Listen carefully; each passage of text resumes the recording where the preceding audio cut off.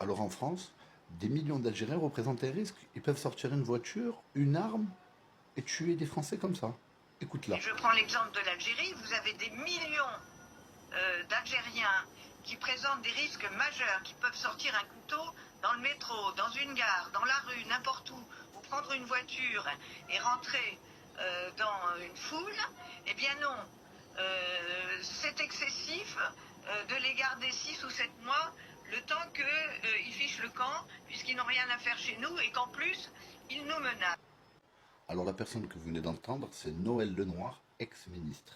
C'est un scandale. C'est un scandale d'avoir de tels propos sur encore une fois une chaîne de déglingués. Cette chaîne, c'est une chaîne de déglingués qui attise la haine. Comment on peut laisser dire ça sur un plateau de télé? Comment on peut dire ça? C'est un véritable scandale. Il va falloir faire quelque chose pour de bon. Non, sérieusement, il va falloir. Je vais me renseigner parce qu'il faut vraiment. Faut pas laisser passer les choses comme ça. Faut pas laisser passer les choses comme ça. Ça crache sur toute une communauté. Après, il s'étonne que voilà, l'Algérie ferme la porte à la France. Oui, vous laissez de tels propos sur les chaînes de télé à des heures. Voilà.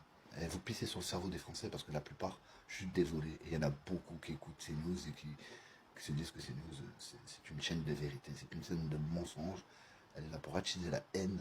Et franchement, je suis scandalisé, je suis trop énervé. Quand j'entends des choses comme ça, je suis vraiment énervé. En colère contre cette chaîne, en colère contre l'État. C'est une honte, une vraie honte.